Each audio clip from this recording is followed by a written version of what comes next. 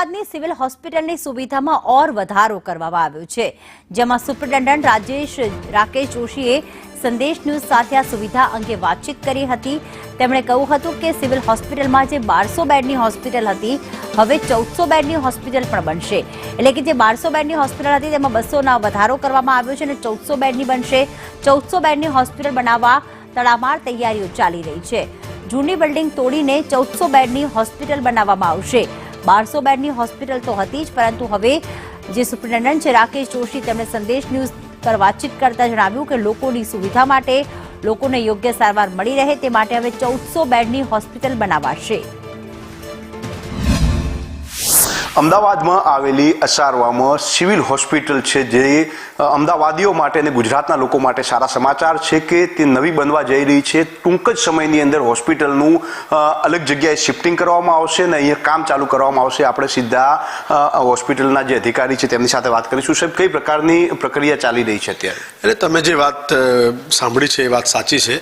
0 થી D block જ્યાં આપણે અત્યારે બેઠેલા છીએ, એટલે ઈ વોર્ડથી આગળનો જે હિસ્સો છે આ હોસ્પિટલનો એ એમ રહેશે ને આ રિનોવેશનમાં જશે અને અહીંયા 0+9 ની હોસ્પિટલ બનશે, અંદાજિત 1200 થી 1400 બેડની, અને જે ઓપીડી બિલ્ડિંગ છે પણ એમાં શિફ્ટ થશે। એના માટેની પ્રક્રિયા પ્રોસેસમાં છે અને આવનાર સમયમાં એનું આ તૂટી અને પછી એનું રિનોવેશનનું કામ ચાલશે।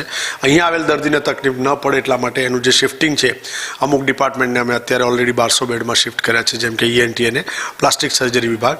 હવે થોડા ઘણા વોર્ડ છે જેને અમે આ બાજુ જૂની સિવિલ બાજુ સમાવશું, એમ કરીને પેશન્ટને તકલીફ ન પડે અને આ કામ થાય। અને આ થયા પછીથી જે નવું બિલ્ડિંગ તૈયાર થશે ત્યારે ડેફિનેટલી ઘણા બધા વિભાગો સાથે કામ કરશે, નવું સ્ટ્રક્ચર હશે અને નવી ફેસિલિટી હશે। અમે પોતે પણ એ બાબતે ખૂબ એક્સાઇટેડ છીએ અને ઉચ્ચ અધિકારી અને સરકાર સાથે એ એક વખત ટેન્ડરિંગ પ્રક્રિયા થઈ અને આનું કામ ચાલુ થશે તો અહીંયા રિનોવેશનનું અંદાજિત એક વખત કામ ચાલુ થાય પછી 2 થી 3 વર્ષમાં કદાચ તૈયાર થઈ જશે। એટલે એ વખતે ખૂબ સારું, દરેક પેશન્ટ માટે એક આશીર્વાદરૂપ ઓપીડી પણ થશે। જે હોસ્પિટલનું આખું જે રૂપરંગ છે તે બદલાવાનું છે ને દર્દીઓને વધુને વધુ સારવાર મળે તેના માટેની રાજ્ય સરકાર દ્વારા અને સિવિલ હોસ્પિટલ દ્વારા સતત પ્રયાસો થઈ રહ્યા છે।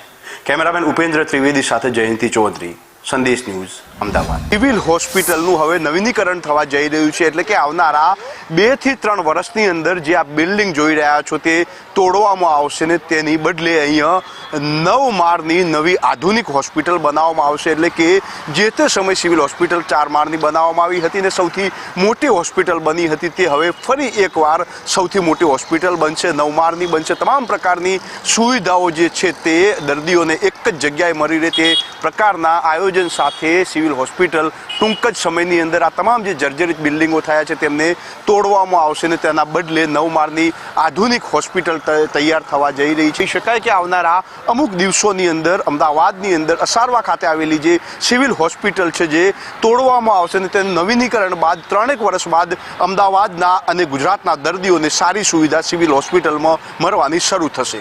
કેમેરામેન ઉપેન્દ્ર ત્રિવેદી સાથે જયંતિ ચૌધરી।